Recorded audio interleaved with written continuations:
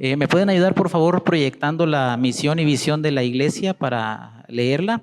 Recordamos que hemos estado estudiando ya por esta sería la tercera semana en cuanto a las bases o los pilares de la visión y misión que estamos adoptando como iglesia, y comenzamos teniendo 3 mensajes centrados en la centralidad de la palabra de Dios, y ahora estamos viendo el tema del discipulado. Entonces, vamos a leer juntos la misión de la iglesia, por favor. Somos una iglesia guiada por la palabra de Dios, formando discípulos transformados a la imagen de Cristo que viven para la gloria de Dios. Leemos la visión. Anhelamos ser una iglesia plenamente centrada en la palabra, formada a la imagen de Cristo, que impacta vidas, familias y comunidades para la gloria de Dios. Nuestro primer tema fue aprendiendo a Cristo en Efesios capítulo 4, y vimos ahí que un discípulo es una persona que ha sido salvada por la gracia de Dios en Cristo, que está aprendiendo a Cristo y enseñando a Cristo, unido a una comunidad de creyentes en Cristo. La semana pasada vimos cómo se ve la vida de un discípulo de Jesús en Marcos capítulo 3, y decíamos que la vida de un discípulo de Jesús se ve en su relación personal con Jesús, en su relación con otros y en su relación con los creyentes allá afuera. Esa es la vida, cómo se expresa o cómo se ve de manera visible el andar de un creyente, de alguien que es discípulo de Cristo. Y hoy vamos a ver qué es el propósito de todo esto. El tema para esta mañana es presentados en Cristo, presentados en Cristo. Y vamos a responder esta pregunta: ¿qué hace un cristiano? ¿Qué hace un cristiano? La pregunta no es qué hace a un cristiano, sino qué hace un cristiano. Si nos hacemos esta pregunta entre nosotros ahora mismo, seguramente pudiéramos encontrar respuestas muy variadas, y dependiendo en qué modo nos agarren, o contestamos muy piadosos o contestamos muy carnales, ¿verdad? Sí. ¿Qué hace un cristiano? Uy, si supiera el cristiano que conozco yo lo que hace. O no, un cristiano, pues sí, es una persona que ama al Señor. Esta semana hice esta pregunta a alguien para escuchar lo primero que salía de la mente de esta persona, y me dijo: un cristiano refleja a Cristo. Y yo dije, sí, solamente que esa respuesta es muy general. Y me contestó: bueno, es que tu pregunta también es muy general. Bueno, sí, tienes razón, ¿no? El asunto es que cuando hablamos de cosas específicas, de qué hace un cristiano, podríamos contestar: ¿qué hace un cristiano? Un cristiano va a la iglesia, ¿sí? Un cristiano lee la Biblia. Un cristiano pues no hace necesariamente las cosas que hacen sus vecinos. ¿Sabes? Un cristiano no se emborracha. Un cristiano compra libros de autores con nombres bien raros, ¿no? Entras ahí, Ferguson, y luego Charnock, y luego otro se apellida Orlund, y luego tienes un Owen ahí. Y luego dices, se porta mejor que sus compañeros de la escuela o de trabajo. Eso hace un cristiano. O de vez en cuando hace buenas obras. Eso es lo que regularmente nosotros pensamos que hace un cristiano, pero muy pocas veces o muy raras veces la primera respuesta que viene cuando preguntamos ¿qué hace un cristiano? Es la siguiente: un cristiano hace discípulos. Pocas veces pensamos en esa realidad, y pocas veces nosotros tenemos eso en mente, de que lo que un cristiano hace o debe hacer es discípulos. Hermano, ¿de dónde sacaste esa idea? Mateo 28, Jesús dijo: por tanto, id y haced discípulos. Como que debería ser obvia la respuesta. El asunto es que en medio de las vidas agitadas que vivimos, y sobre todo si en la vida de iglesia nos orientamos a programas y actividades sin considerar el llamado de Jesús, podemos terminar bien ocupados, pero sin cumplir la responsabilidad que cada cristiano tiene. Un cristiano hace discípulos. Así que la respuesta a la pregunta, según Jesús, sería: un cristiano hace discípulos.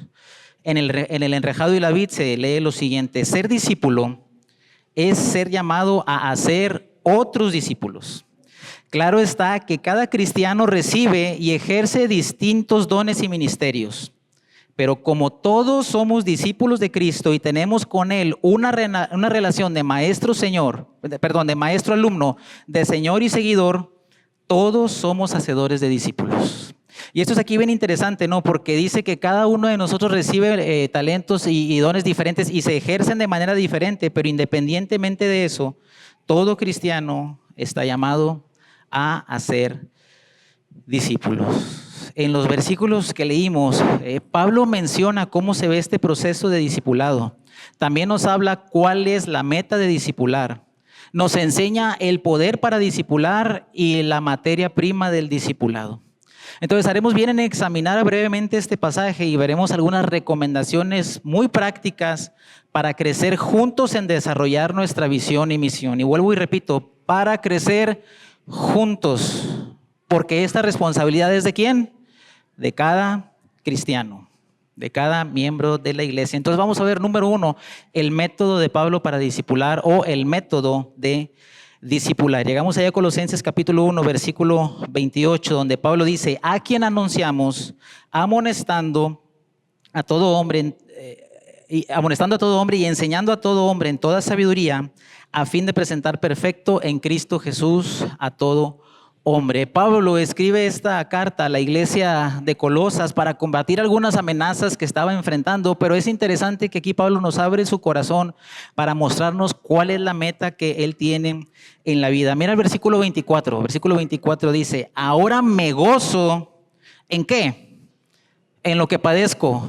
Como que estas palabras no deben ir juntas, ¿verdad? Me gozo en lo que padezco. Pero ¿cuál es el gozo que le provoca a Pablo el padecimiento que él está enfrentando? Dice: me gozo en lo que padezco por vosotros y cumplo en mi carne lo que falta de las aflicciones de Cristo por su cuerpo, que es la iglesia. Ahora, aquí Pablo está diciendo que a Jesús le faltó hacer algo más para alcanzar y salvar a la iglesia. No, porque el Señor Jesús dijo: consumado es. Para la salvación no necesitamos más. Antes en el libro de Colosenses, Pablo ya les dijo que ellos están completos en Cristo. Entonces no está refiriéndose a la salvación. Pablo no se está afligiendo ni está padeciendo para que la iglesia termine de ser salva. Por supuesto que no. Está hablando entonces del proceso en el que la iglesia camina para conformarse más a la imagen de Cristo. Y él por esta causa está encarcelado, por esta causa está preso, pero él sabe que lo hace porque está honrando el ministerio que Dios le ha dado a los gentiles, que es lo que nos dice allí el contexto.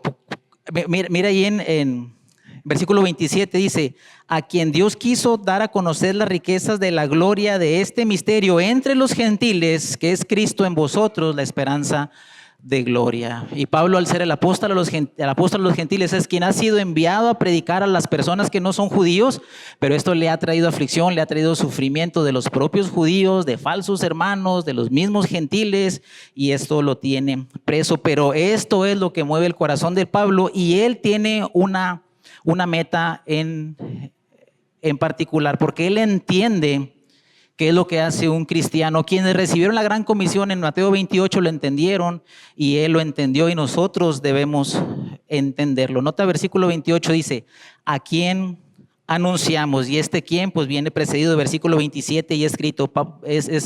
Pablo dice: anunciamos a Cristo. Se está refiriendo al anuncio del Señor Jesús.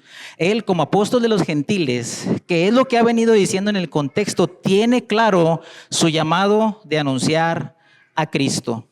Su anuncio es de una persona, no es de un sistema o de una nueva filosofía, porque sistemas y filosofías ya había en este tiempo. Pablo tiene algo en mente. Pablo anuncia a Cristo.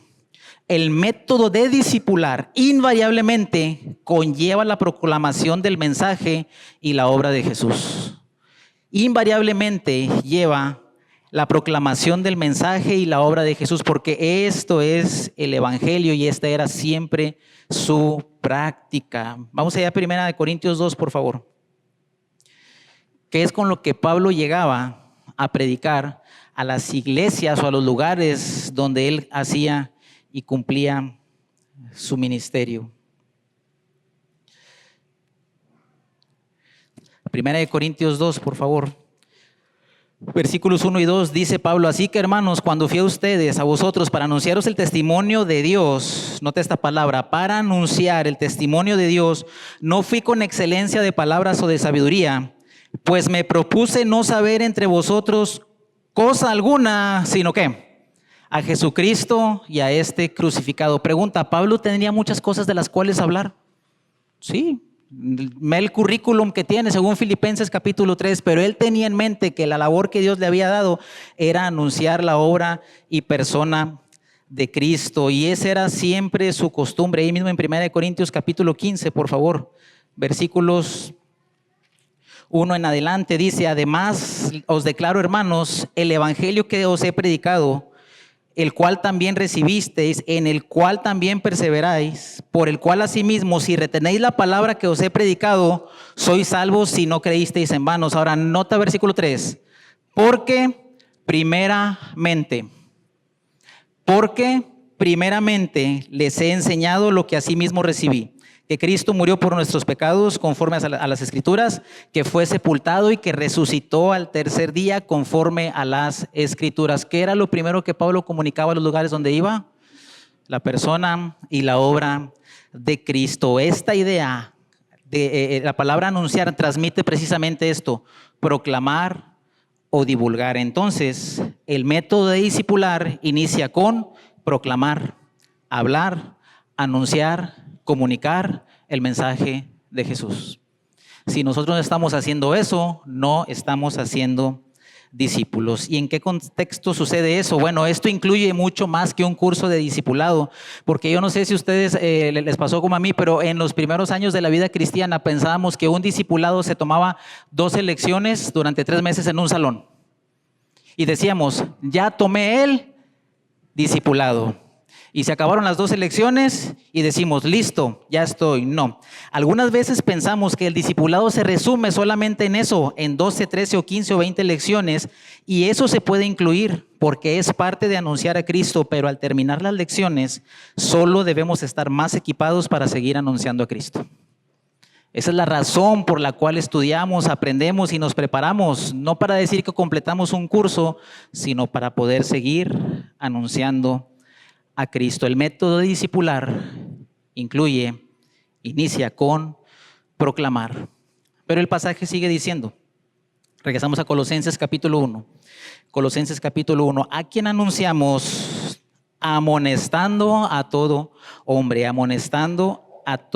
Y esto nos muestra entonces la continuidad del evangelio en la vida de una persona. El evangelismo no termina cuando una persona cree en Jesús como su Salvador. Si nosotros terminamos de compartir el evangelio y alcanzamos por la gracia de Dios, una persona viene a Cristo y no damos seguimiento, estamos errando en la tarea. Y tampoco solamente Jesús no nos ha llamado a repartir boletos al cielo cuando le decimos a una persona: repite conmigo después de mí, y después no les volvemos a ver. Si alguien ha creído, necesita agregarse a una iglesia local bautizándose. Eso es lo que la Gran Comisión dice. Por tanto, id y haced discípulos a todas las naciones, enseñándoles que guarden todas las cosas que les he mandado, bautizándolos. ¿Para qué? Para hacer una confesión pública de su fe, se agreguen a una iglesia local y entonces comiencen a crecer como discípulos unidos a un cuerpo. Se inicia un proceso de crecimiento y lo que le llamamos santificación progresiva. Santificación progresiva. Necesita este creyente la ayuda de otros creyentes para hacer esto. Nota que Pablo dice amonestando a todo hombre, y aquí la idea de amonestar es advertir para poner en la mente, es poner en la mente de las personas ahora estas nuevas realidades de quién es Él en Cristo. Es ayudar a la persona a caminar con Jesús en base a una amonestación gentil o a veces no tan gentil, pero que esta amonestación lo lleve a crecer en su relación con Dios. Entonces, particularmente esta amonestación a la que hace alusión Pablo aquí es aplicar la Escritura a una situación específica de la vida cotidiana, o lo que podemos llamarle también la consejería. La consejería. Y esa es la palabra. Bueno, la semana pasada miramos ahí en Romanos 15, 14, cuando dice que entre nosotros debe haber personas que se amonesten o que nos amonestemos unos a otros. Es la palabra que usa aquí Pablo en Colosenses capítulo 1.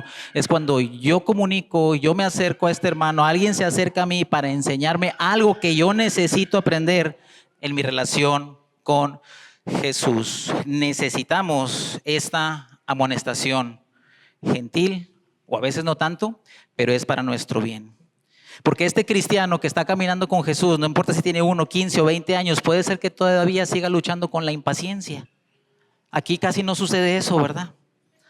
No, aquí nosotros decimos, Señor, dame paciencia, pero dámela ya. ¿Sí? Entonces, necesitamos esa constante enseñanza para seguir creciendo en Cristo. Tal vez este cristiano está luchando con la pereza. ¿A poco la pereza es pecado? Sí, necesitamos ayudarle a aplicar la Escritura a esas situaciones particulares en su vida. Quizá hay cristianos que están luchando todavía con un sentimiento de culpabilidad y eso no los deja crecer y avanzar en su relación con Dios y en su relación con otras personas. Necesitamos ayudarle a que aplique la Escritura a esas áreas particulares de su vida. Entonces el discipulado comienza con proclamar, continúa con amonestar, pero el trabajo continúa. Nota cómo sigue avanzando el pasaje ahí en Colosenses capítulo 1. Dice, a quien anunciamos, amonestando a todo hombre y enseñando a todo hombre en toda sabiduría. ¿Cuál es entonces la base de la enseñanza de Pablo? No es mera información. Todo se basa en la persona de Jesús. Notaste que dice enseñando a todo hombre en toda sabiduría. Ahorita vamos a ver a qué nos referimos con eso. Los tres elementos de la proclamación, de la amonestación y de la enseñanza están conectados con Jesús. Anunciamos a Jesús, amonestamos en Jesús y enseñamos a Jesús. Ahí en versículo 2, versículo 7, capítulo 2, versículo 7 de Colosenses dice, por tanto, de la manera que han recibido al Señor Jesucristo, andad en Él, arraigados y sobreedificados en Él y confirmados en la fe. Y nota lo que sigue, así como habéis sido enseñados, abundando en acciones de gracias. Andar en Jesús, estar arraigados y sobreedificados en Él, tiene todo que ver con Cristo. Tiene todo que ver con Cristo. Y esa es la enseñanza que recibieron los de Colosas de su pastor Epafras, y es lo que nosotros tenemos que seguir haciendo, enseñando a todo hombre en toda sabiduría. Y aquí es donde el elemento de la palabra de Dios se hace presente nuevamente. Ahí en Colosenses capítulo 3, versículo 16 encontramos términos muy semejantes a los que usa Pablo en capítulo 1, versículo 28. Colosenses 3:16 dice, la palabra de Cristo mora en abundancia en vosotros, enseñándoos a todo hombre, ¿verdad? Enseñándoos y exhortándoos unos a otros en toda sabiduría. ¿Y cómo enseñamos a todo hombre? En toda sabiduría, cantando con gracia en vuestros corazones al Señor con salmos e himnos y cánticos espirituales. Y ahora uno se pregunta, hermano, ¿dónde está la sabiduría? ¿Dónde la encuentro? Me voy al cerro y me recluyo 3 noches ahí en la cueva del oso y encuentro ahí una manifestación de la sabiduría. No, Pablo nos da la respuesta en Colosenses capítulo 2, versículo 3. 2:2 dice, para que sean consolados sus corazones, unidos en amor hasta alcanzar todas las riquezas del pleno entendimiento, a fin de conocer el misterio de Dios el Padre y de Cristo, en quien están escondidos, ¿qué? Todos los tesoros de la sabiduría y del conocimiento. Todo lo que tú necesitas para aprender en tu vida como cristiano está en la persona de Cristo. Y cuando está escondido, no significa que Dios los escondió para que no los encontraras, no. Los escondió precisamente para que los buscaras y te dedicaras a conocer a Cristo. Entonces, el proceso de discipular incluye proclamación, amonestación e instrucción, todo basado en la persona y en la obra de Cristo. Si enseñamos otra cosa que no sea eso, no estamos haciendo bien nuestro trabajo. Y ahora viene una pregunta. ¿En qué contexto puede ocurrir esto? En el libro El Proyecto de la Vid se dice lo siguiente. Se puede aprender a Cristo en cualquier lugar en el que la palabra y el Espíritu de Dios estén obrando por medio de personas a lo largo del tiempo. Nota esto, se da al comienzo de nuestra vida cristiana cuando pasamos de las tinieblas a la luz y a medida que aprendemos los fundamentos de la fe, y se sigue dando mientras crecemos y somos transformados para alcanzar la madurez en Cristo. Ahora nota la primera fase. Se puede aprender a Cristo, ¿dónde? En cualquier lugar. El discipulado puede y debe verse en todas y cada una de las áreas de nuestra vida. Tú estás proclamando a Cristo, amonestando y enseñando o instruyendo en Cristo, por ejemplo, cuando tú te predicas el Evangelio y la palabra de Dios a ti mismo. Cuando tú te predicas el Evangelio y la palabra de Dios a ti mismo. Porque el Evangelio no termina con haber conocido al Señor Jesús. Tú y yo constantemente tenemos que recordar las verdades de Cristo para nosotros. Lo que decía el pastor Edgar hace un momento, recordar que estamos completos en Él. Entonces tú necesitas pasar tiempo a solas en privado con Jesús para comenzar y avanzar en este proceso del discipulado. Esa sería la primera parte del discipulado, pero también el discipulado se ve cuando nos reunimos con una o dos personas, formal o informalmente, y nos hablamos la palabra unos a otros. Nos hablamos la palabra unos a otros. No es necesariamente un estudio sistemático, no es necesariamente un grupo de lecciones, sino cuando yo me reúno con alguien y comparto la palabra de Dios, lo que Dios me está enseñando de su carácter, algún área en mi vida en la que necesito crecer, y aplicamos la palabra de Dios a eso. Y en este asunto de reunirnos con una o dos personas, no podemos dejar fuera el contexto de la familia. No podemos dejar fuera el contexto de la familia. Colin Marchand y Payne, el otro autor del proyecto de la vida, dicen lo siguiente: el hogar era el ambiente cotidiano en el que los discípulos aprendían a obedecer los mandamientos de Cristo, especialmente su nuevo mandamiento de amarse los unos a nosotros. ¿Dónde sucedía eso primeramente? En el hogar. Y tú dirías, hermano, pues en el hogar se supone que todos nos amamos unos a otros. Pues sí, ¿verdad? Pero ahí es donde más se ve nuestro discipulado. Los autores siguen diciendo, si queremos una cultura de iglesia de aprendizaje transformacional, nuestros hogares deben reflejar esa visión y debemos enseñar, animar y equipar a nuestras familias para que lo adopten. No podemos perseguir una visión como iglesia si no está sucediendo eso en el contexto de nuestros hogares hasta donde no sea posible. Ese ha sido el método de enseñanza de la Biblia desde siempre. Nada más que a nosotros como que nos sorprende, ¿no? Pero de hecho fue idea de Dios dicha a través de Moisés, Deuteronomio capítulo 6. Y estas palabras que yo te mando hoy, que estarán sobre tu corazón y las repetirás a tus hijos. ¿Dónde sucedía eso? En todo contexto, particularmente en el del hogar. Entonces estamos hablando de padres de familia, a feliz día por cierto, que oran y leen con sus hijos y sus esposas y juntos aprenden y modelan a Jesús en el contexto del hogar. No estamos hablando de hogares perfectos, estamos hablando de cómo lidiamos con el pecado y las diferencias y así modelamos a Jesús. Hermano, es que tú dices, yo no sé cómo hacerle. Mira, ve a Colosenses capítulo 4, por favor, y mira el versículo 16. ¿Cómo se vivía la vida de iglesia en estos tiempos y cómo podemos nosotros aprender de ellos? Capítulo 4, versículo 16 de Colosenses dice, cuando esta carta, Colosenses, haya sido leída entre ustedes, haced también que se lea en la iglesia de los laodicenses y que la de Laodicea la leáis también vosotros. Y ellos no están pensando, ¿cuál será la carta a los laodicenses? No sabemos, no te preocupes, no está aquí. Pero sí tenemos Colosenses, ¿verdad? ¿Y sabes qué dice que hacían en las casas, ahí en las iglesias donde se reunían? Solamente leían la carta. Pablo no dice, una vez que haya sido explicada sistemáticamente con una exégesis profunda para llegar entonces al corazón del problema y aplicar. No. Dice, cuando la carta sea leída. Y creo que todos podemos hacer eso, ¿verdad? Reunirnos en familia y leer. Así podemos comenzar nuestro proceso de discipulado en familia y trasladarlo a la iglesia. Puede aplicarse esto cuando tomamos café con alguien y compartimos algún pasaje y oramos de manera específica. Y esta es de mis favoritas porque incluye café. Pero si tú no tomas café no hay ningún problema. Es poder establecer relaciones donde comunicamos la verdad de Dios unos a otros.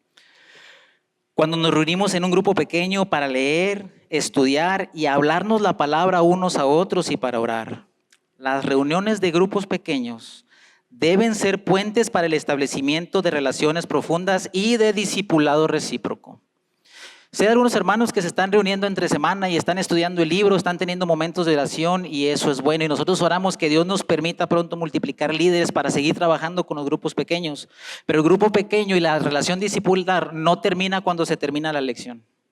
A veces parece que estamos en el grupo pequeño, hacemos el estudio de 45 minutos, se acabó y ahora sí vamos a hablar de la novela. No, de cualquier otra cosa, ¿no? Es como juntos, ahí en el grupo pequeño, podemos compartir y sobrellevar las cargas los unos de los otros y así cumplimos la ley de Cristo. El discipulado se da en un grupo más grande, como en la reunión de la iglesia. Lo importante que es el domingo, el día del Señor. Si una persona viene aquí a la iglesia, y esto no es necesariamente para los que se acercaron hoy al asunto de membresía, pero no le da la importancia de vida al día del Señor, eso nos dice algo. Puede ser que entre semanas sea más difícil, pero si el día del Señor no es importante para ti como creyente, eso nos comunica algo de ti. ¿Por qué? Porque nos reunimos como cuerpo para adorar y ser enseñados corporativamente. Es lo que Dios nos ha pedido hacer. Ahora, el domingo es bueno y es necesario, pero no es suficiente. ¿A qué me refiero con eso? Que si nada más nosotros resumimos o encasillamos nuestro discipulado a solo lo que pasa el domingo, la palabra de Cristo no estará corriendo entre nosotros entonces con abundancia. El domingo debe prepararnos para que durante la semana que continúa podamos seguir comunicándonos la palabra de Dios unos a otros. Y de hecho, todos los otros servicios que la iglesia realiza o realice deben ser oportunidades que deben generar un ambiente de discipulado. Sea que vengas un jueves, puedas o no, dependiendo de tu contexto, o te reúnes con el grupo de damas y las actividades que vienen en el siguiente semestre. Pero todo eso no es nada más para llenar y tener actividades y hacer un checklist de las muchas cosas que ofrecemos como iglesia. Todo eso debe generar un ambiente de discipulado. La palabra de Cristo debe correr entre nosotros, no solo los domingos en la mañana, sino en los diferentes contextos de la iglesia y de nuestra vida. Ahora, algo interesante aquí. Nota cómo todo esto que vemos como aplicaciones a manera de hacer discipulado es el método del Señor Jesús. ¿A qué me refiero con esto? Bueno, a Jesús lo vemos constantemente con multitudes, ¿verdad? Vemos por ahí que dice que grandes multitudes le seguían y todo eso. Ahora, a Jesús solamente lo vemos en 2 ocasiones registradas alimentando a miles. En una ocasión a 5,000 y otra a 4,000. Pero Juan narra que después de la alimentación de los 5,000, muchos lo siguieron. Pero Jesús, en vez de decirles, síganme, ¿qué creen que hizo? Desanimó a la mayoría. Porque les dijo, ustedes me siguen nada más porque quieren la despensa. Les dijo, ustedes no vieron las señales, sino porque comieron el pan y ¿qué? Y se saciaron. Y entonces muchos, después de ese discurso de Juan capítulo 5 y 6, dice que muchos volvieron atrás y ya no andaban con él. Esas son las únicas ocasiones en que vemos a Jesús con 5 o con 4,000 personas, pero eso solo se registra 2 veces. Cuando leemos Hechos, se registra que en el aposento alto había reunidos 120. Ahí había 120 personas. Muy posiblemente dentro de esos 120 estaban los 70 que menciona Lucas capítulo 10. En Lucas capítulo 10 dice que Jesús designó a otros 70 y los envió de 2 en 2 para predicar. Ahora, de entre esos 70, pasó mucho tiempo con 12 personas y particularmente 11 que lo siguieron hasta el final. De esos 11, tenía 3 que eran muy cercanos: Jacobo, Juan y Pedro. Y por lo menos se nos narra que los tuvo cerca en el monte de la transfiguración y también cuando los llevó a Getsemaní. Pero de esos 3, había uno que se recostaba en su pecho. Pero antes de eso, Jesús pasaba tiempo a solas con su Padre. Y así es como se debe ver la vida del discipulado. Pasamos tiempo a solas con el Padre, tenemos relación con una persona cercana que nos puede llevar a 2 o 3, cuando estamos en un grupo pequeño de 12 y luego nos juntamos con 70 y luego estamos entre 120 o en la comunidad de la iglesia local y que Dios se encargue de los 3,000 como Pedro que predicó en Pentecostés y se convirtieron toda esa cantidad de personas. Pregunta, ¿era Pedro mejor predicador que Jesús? Cuidado con los que digan que sí. ¿Hubo alguna ocasión en que Jesús predicara y se convirtieran 3,000? No. 120 en el aposento alto. Pedro predica y 3,000 se convierten. Porque a Jesús le place usar a personas como tú y como yo. Débiles, así como Pedro. La inversión de tiempo que Jesús hizo con este grupo pequeño de hombres resultó en la conversión de 3,000 por la predicación de Pedro en Pentecostés. David Platt dice, Jesús vivió por ellos. Durante su ministerio terrenal, pasó más tiempo con estos 12 hombres que con todas las personas del mundo, una al lado de la otra. Después de pasar a propósito su vida en la tierra junto a estos 11 hombres, Jesús les dijo, ahora ustedes vayan y hagan lo mismo con los demás. La mega estrategia de Jesús, hacer discípulos. Seguimos adelante, la meta de discipular. La meta de discipular. Regresamos allá a Colosenses 1, por favor. Colosenses 1, 28 nos dice cuál es la meta de discipular. Pablo dice, a quien anunciamos amonestando a todo hombre y enseñando a todo hombre en toda sabiduría, a fin de, y ahí está la meta, a fin de presentar perfecto en Cristo Jesús a todo hombre. ¿Esto para qué lo hacemos? ¿Ocupamos números, desarrollo de programas y ministerios, reputación o edificios más grandes? No.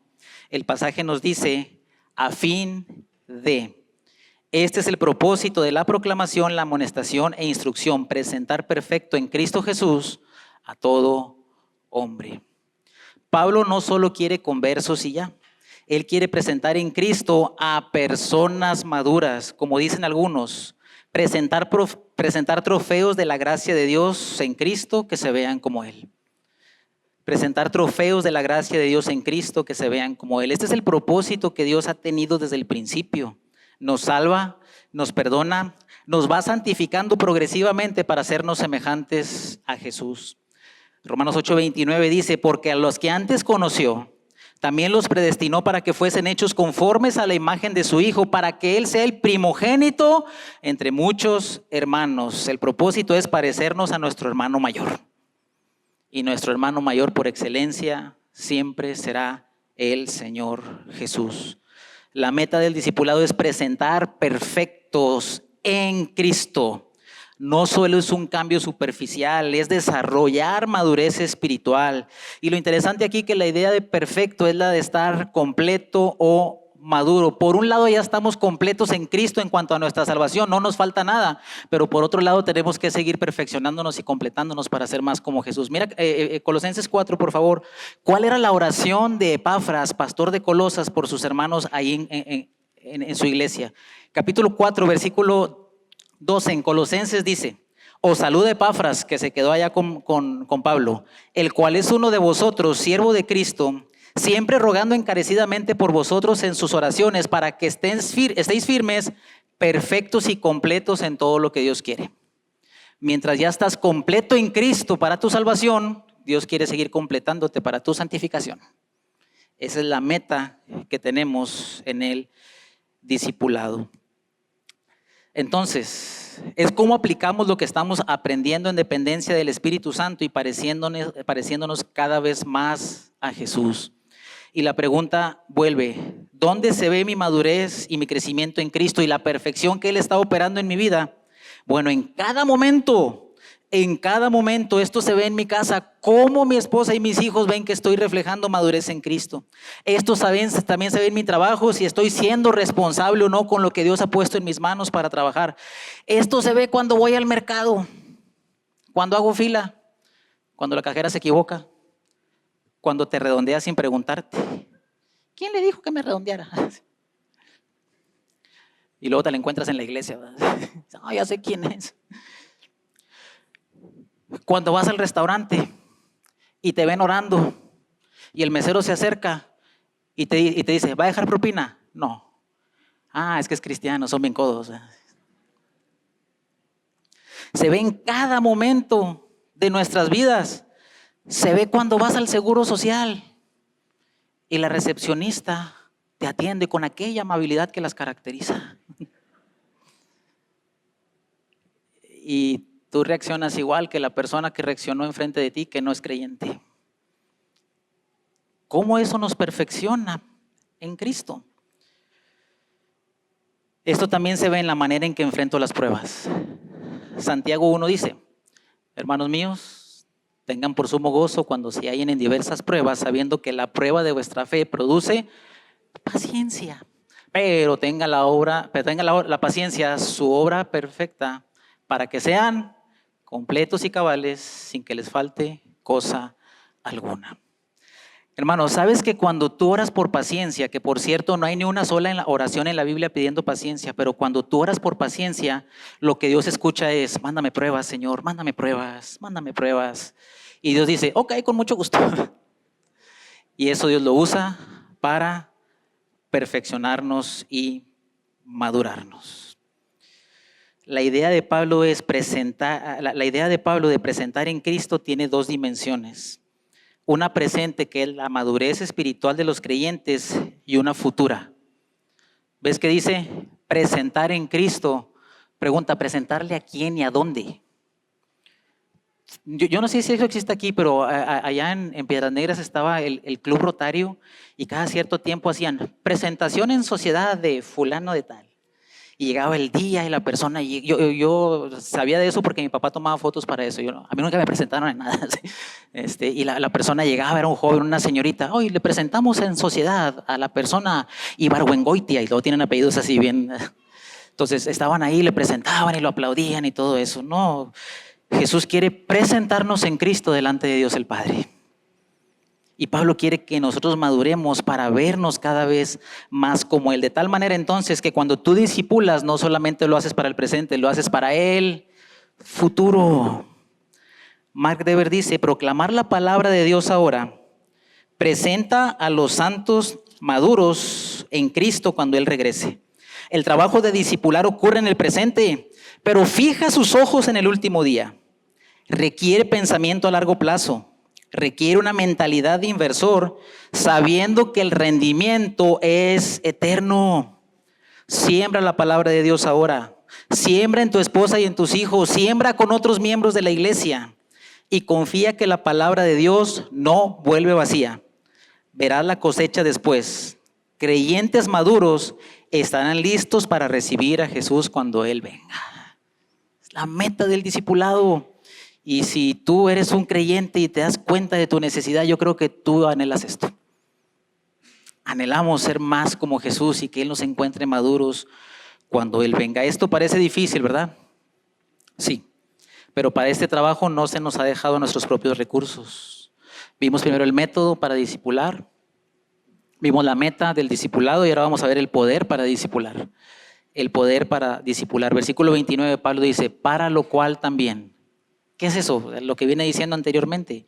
Para presentar a los hombres perfectos en Cristo, para eso también trabajo luchando. Trabajo luchando. Estas palabras no nos gustan mucho que digamos. Pero Pablo dice, trabajo y lucha están incluidos en el proceso del discipulado. Estas palabras nos indican que el trabajo de ser discípulos discipuladores no es sencillo o necesariamente fácil, porque esto implica esfuerzo. La palabra que usa Pablo aquí para trabajo es sentir fatiga. Y luchando da la idea de esforzarse para lograr algo. Es competir para ganar un premio. Es el esfuerzo intencional que hace un atleta. En 1 Corintios 9:25 dice, saben que los que corren en el estadio de todo se abstienen y luchan para ganarse una corona corruptible, pero nosotros una incorruptible. Es la idea que transmite entonces de un esfuerzo intencional que puede producir fatiga. En el contexto de Pablo es obvio entenderlo porque él encontraba oposición y persecución y está encerrado, está en la cárcel. Aquí él estaba preso. Pero también esto hace alusión al esfuerzo que Pablo hacía en el proceso de discipular, porque el propio Pablo se invirtió en personas y pasó mucho tiempo con ellos. De hecho, alguien hizo eso con Pablo. Fue primero Bernabé que se acercó a él y lo trajo a los demás apóstoles. Y después Pablo se invirtió en personas como Timoteo o como Silas. Pablo invirtió tiempo con los hermanos de Éfeso, escribió cartas a iglesias emproblemadas y se preocupaba por Evodia y Síntique. ¿Y sabe qué implica eso? Trabajo y lucha. Y sobre todo, si queremos conformar discípulos a la imagen de Cristo, tenemos que entender que esto toma tiempo. David Platt sigue diciendo, los discípulos de Jesús, los seguidores de Cristo genuinos, comprometidos y sacrificados, no se hacen de la noche a la mañana. Hacer discípulos no es un proceso fácil, es fatigoso, es complicado, es lento, tedioso y doloroso algunas veces. Tiene todas estas características porque se basa en relaciones. Y tú sabes que si hay relaciones unos con otros, algo va a pasar. Pero es a lo que Dios nos ha llamado. Para nosotros puede implicar dejar el descanso para recibir a alguien en la casa. O salir del trabajo y pasar a algún lugar para tener conversaciones de la Biblia y orar. Y eso puede ser que vas a descansar menos. Y a lo mucho, lo más difícil que te va a tocar va a ser pagar la cuenta, ¿verdad? Pero tienes que invertir con trabajo y con lucha. Puede ser para pagar la tele y leer, orar y prepararnos para compartir algo con el grupo, implica trabajo. Puede ser invertir recursos económicos porque con esas personas que están teniendo relaciones de discipulado, pues a lo mejor sería bueno comprar un libro para leer y otro para regalar. Dices, no, hermano, ¿cómo quiere? Ni lo va a leer. Hágalo. Hermanas, puede implicar dejar tantito el quehacer para después e invertir el tiempo con una señorita de la iglesia y enseñarle según Tito capítulo 2. Porque dice, hermano, ese asunto del discipulado es para los maestros de la iglesia, no es para usted, hermana, porque en Tito se dice que las ancianas deben enseñar a las mujeres jóvenes. Y aquí usted hágase esa pregunta, ¿quién usted como mujer de esta iglesia está mentoreando? Puede ser que en este tiempo, por cuestiones de tu edad, tú no puedas ir, pero sí puedes recibir en casa. Invitar a personas para que juntos crezcan en Cristo. Y sobre todo, ocupamos poder para discipular, para ser muy pacientes, porque toma tiempo. Y a veces toma tiempo. Y ser pacientes, como nos vemos, sí nos vemos. Esta semana no puedo, te veo la otra. Bueno, ahí vamos la otra. Te encargo una lectura, ¿la hiciste? Híjole, se me olvidó, hermano. Bueno, para la siguiente, ¿trajiste tu lectura? No, hombre, ¿qué cree? No tuve chance porque hubo tantas cosas que hacer en el trabajo. La otra, no, hermano, es que se me atravesó algo por ahí, aquí enfrente de Sam's y pues ya no pude, ¿verdad? Sí, hacer. Hay que ser muy pacientes porque otros fueron pacientes con nosotros. Y Pablo dice, para lo cual también trabajo luchando según la potencia de Él, la cual actúa poderosamente en mí. Hermanos, no estamos solos. Dios nos ha dado su gracia, su poder para poder cumplir con este propósito. Pablo reconoce que esto no lo hace en sus propias fuerzas, es según la potencia de la cual actúa o que es eficaz actuando poderosamente. Es la potencia de Cristo. La Biblia en la traducción del lenguaje actual dice, para esto trabajo y lucho con la fuerza y el poder que Cristo me da. Bueno, cuando tú y yo estamos creciendo y aprendiendo para ser discípulos, discipuladores, o alguien nos está discipulando a nosotros, tenemos todo el poder de Cristo a nuestro favor. Entonces todos podemos hacerlo. MacDever dice, ¿quieres experimentar el poder de Dios? Entrégate a la lucha de trabajar por el bien de otros. Cuando entendemos y reconocemos que es el poder de Dios, atención a esto, hermano, no tomamos un crédito que no nos corresponde, no es lo que tú hiciste, lo que tú lograste y los contactos que trajiste o conseguiste, es el poder de Dios actuando en nosotros. Y eso combate el orgullo y también el temor. Y nos recuerda que al final es Dios quien opera el cambio en la vida de las personas. No somos nosotros, es Dios operando a través de nosotros. Dijimos entonces que en el proceso de discipulado tenemos el método de discipular, tenemos la meta de discipular, tenemos el poder para discipular y vamos a ver para terminar la materia prima para discipular. La materia prima para discipular, si me permiten esta expresión. ¿Notaste cómo Pablo dice ahí con quién trabaja? 3 veces Pablo dice, todo hombre, todo hombre. Versículo 28 de Colosenses 1, a quien anunciamos, amonestando a todo hombre y enseñando a todo hombre en toda sabiduría, a fin de presentar perfecto en Cristo Jesús a todo hombre. Y las hermanas, sí, hermano, dígale a los hombres. No, está hablando del género humano. Todos en la iglesia. La persona que está a tu lado es alguien a quien tú puedes discipular. La persona que está enfrente de ti es alguien a quien puedes discipular. La persona que está atrás de ti es alguien a quien puedes discipular. Evangelizar a alguien allá afuera o ayudar a un creyente a crecer en Cristo es algo que todos podemos hacer. Todos podemos proclamar la palabra, no necesariamente en un estudio. Puedes solo leer, reunirte para orar, mentorear a un joven creyente aquí en la iglesia. Queremos hacer un programa para jóvenes, queremos tener un servicio de jóvenes, pero ni conocemos a los jóvenes ahora mismo. Y Dios nos ha llamado a enseñar a todo hombre. Matrimonios mayores que comparten su testimonio y la fidelidad de Dios en sus vidas. A veces conversaciones como estas con hermanos que ya tienen 30, 40, 50 años de matrimonio edifican a los que venimos atrasito de ellos. Y confiamos que en la gracia de Dios nos permita llegar allí. La meta siempre será Cristo y nos involucra a todos. Mira, Efesios 4, por favor. Efesios 4.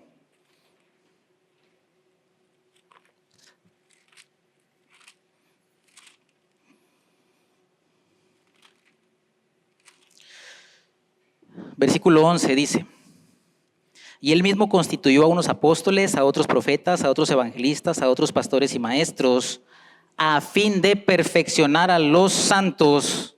¿Para qué? Para la obra del ministerio. ¿Quién está haciendo aquí la obra del ministerio? ¿Pastores y líderes de grupo pequeño?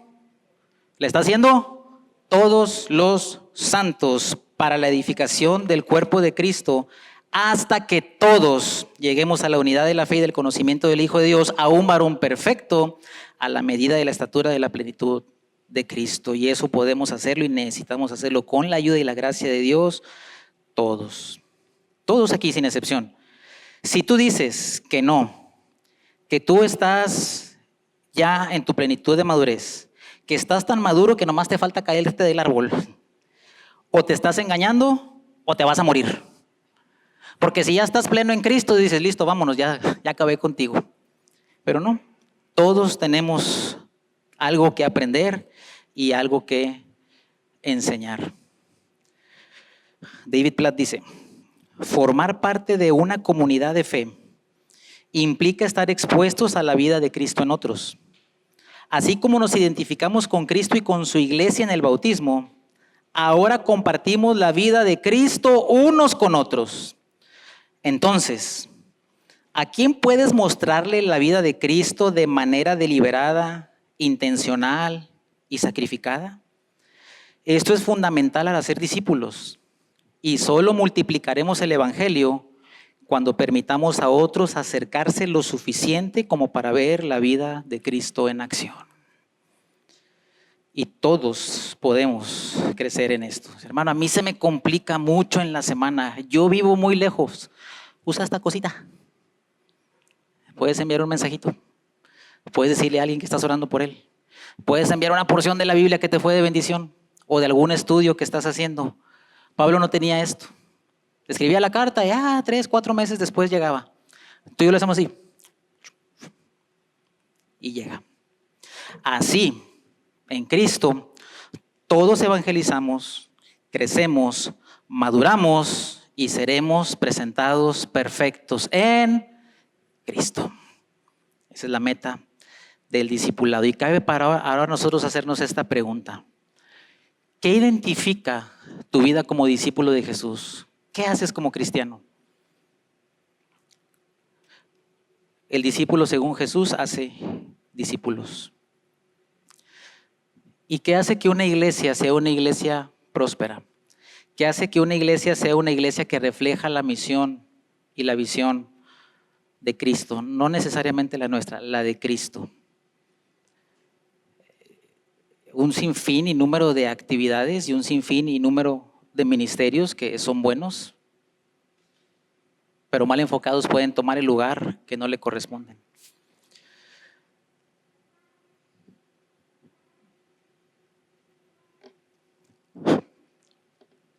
Tim Marshall dice: lo que caracteriza a una iglesia próspera es el hecho de formar verdaderos discípulos que a su vez hacen discípulos de Cristo. Esto es lo que caracteriza a una iglesia próspera. Todo lo demás es estructural y tiene que girar en torno a esto. Y queridos hermanos, para esta labor no estamos solos. Cristo nos ha dado su poder. Pablo dijo: para lo cual también trabajo, luchando, no en sus propias fuerzas, según la potencia de Él, la cual actúa poderosamente en mí. Y ese mismo poder está disponible para nosotros hoy. Así como iglesia creceremos y seremos presentados en Cristo. Vamos a orar. Señor, gracias por recordarnos nuestra responsabilidad, mi responsabilidad, no solo como pastor, sino como creyente de esta iglesia. Gracias, Señor, que en este trabajo y en esta labor no nos has dejado solos. Nos has dado los recursos necesarios. Podemos hacerlo. Todos aquí de una manera u otra. Y sabemos que no lo haremos perfectamente, pero queremos crecer en hacerlo, Señor, en dependencia de ti.